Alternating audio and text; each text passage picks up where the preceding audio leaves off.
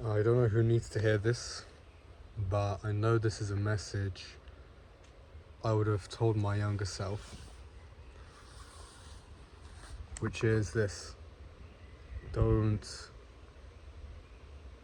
pick A levels, pick your degree, pick a course for yourself that you don't want to do.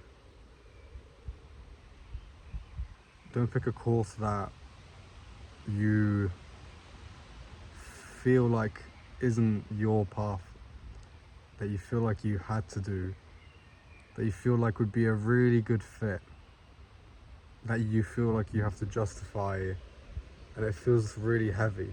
If it feels heavy, it's not it. The reason why is because a few years later you'll pay the price, and again, it all comes out for good in the end, but it will cost you quite a bit to sacrifice yourself for that. Financially, emotionally, like personally and interpersonally, because it will affect your relationships in such a vast way too, with family and friends, which I'll get into a little bit with my own story. But yeah, that's the takeaway, that's the main thing. Don't pick stuff based on what other people want you to. And it's not like anyone ever really said you have to do this or that necessarily. They might have one time, but as kids we remember, because I'm talking about the teenage years, we remember these things, these expectations that were put on us. And for some people that's normal. I mean, I'm not saying you shouldn't follow through with what a parent tells you. Maybe that aligns with what you are. But if there's a resistance, if you are feeling burnt out and you feel like you have to do it, like, no, I have to, like you're doubling down, it's wrong. So for me, this decision came strongly when I was doing my A-levels in the UK. I was picking my A-levels when I was 16. And I had this grand idea from my dad and grandparents. Mainly from that side, from the father's side, that I had to be some kind of, in Polish, because my family's Polish, we say ścisłe. I had to be like mathematical. So I picked maths, further maths and physics and chemistry, but I dropped that quite quickly. And it was a bit of a status thing as well, you know, at school. It gave me pleasure to just sort of be known as, if anyone even knew. I'm not sure that many people even knew or cared, but to be known as the one that's doing all of the maths and the physics. So it was just done for reasons completely outside of myself, even though I'd got good grades, because I'm coming at an angle of getting quite good grades for GCSEs, although it was COVID, so I never wrote my GCSEs. The exams were cancelled. And I had those strong grades coming in, which gave me a boost because it felt natural to continue the things you're good at. But that just wasn't my inclination. And to this day, I mean, I ended up getting an ABC in maths, further maths and physics. I still think about that physics grade. I've thought about redoing it because I like physics, at least on principle, because my housemates are physicists. But the point is, I then took a degree in maths and then went through 2 years of that before I went and changed it, because it was too much for me. I wasn't supposed to be doing maths, and I knew it was the right decision, because I knew I could, but in my heart of hearts I didn't want to. And the problem was not doing it, just not doing the work. feeling zero passion. So I paid the price for that, and I ended up redoing a year, taking another loan out to fund my year of studies, and also accommodation fees, which is about 15 grand, which is stressful. Even though in the UK it's easy, you don't really have to pay it back directly, you kind of just pay it off in small installments as you work. But still, that's an extra £15,000, and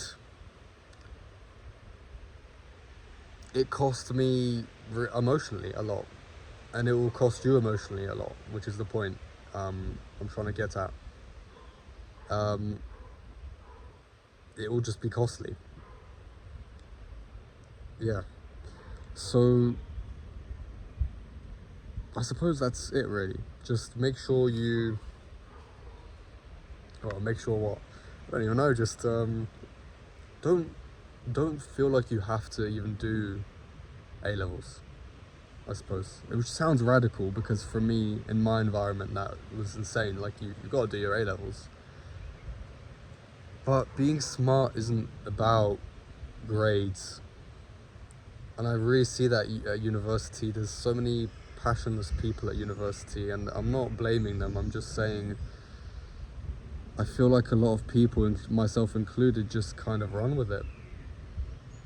All the way until uni, they just run with something they're good at.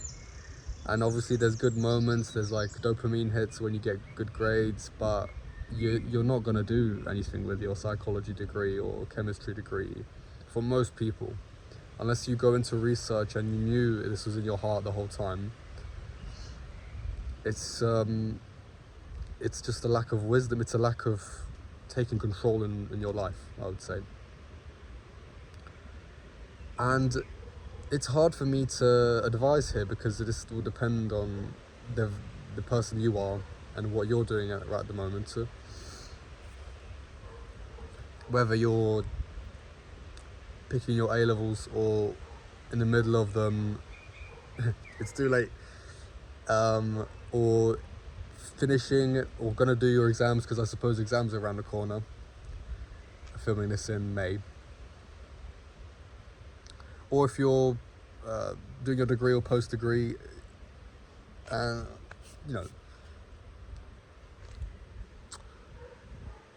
can't tell you what the right option is, but don't pick something that you don't want to do. And if it feels like you have to, and it feels like you're having to double down and grit your teeth and just say, I'm going to do this anyway. See, this is the thing, it's hard to distinguish between that and actual discipline and conscientiousness. That's the paradox, because we obviously do need to grit our teeth sometimes to get on with something. But there's a right path and a wrong path, and if you're going to take a risk and grit your teeth, it better be for something that you enjoy, I would say. So just discern if you enjoy the thing or not. It's very important. And this is what I would tell myself, looking back. Make sure you enjoy it, and it's not about grades. And I guess this is another thing. If you don't enjoy the process of it, it's not it, because you'll be lured into a false sense of security, because it will make you happy. I got this when I was doing maths test. I just love maths tests, because when I saw a 5-mark question that I was familiar with, I just knew exactly what to do, and I'd do the question, and I just knew I'd get full marks on it, and I'd get the test back and I'd get full marks on it, and it was very validating. However, it just wasn't it for me. I could obviously say all kinds of things about my life. For me, I'm more like an artistic person, I would say. But yeah, that's it. It just wasn't it. My inclination is more to a different angle, more of an artistic angle, which I'm only finding out now, and I'm only starting to rearrange my life around that now, which took courage.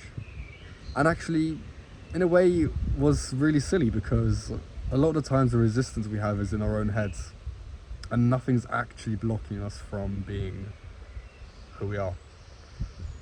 So yeah, I'll just say that, like a note to my past self and a note to you now, if you're watching whatever position you're in, it's okay, and you'll find what you're meant to do. But yeah, it's not easy, it's difficult. Just don't feel pressured. That's the most important thing. So yeah, see you later.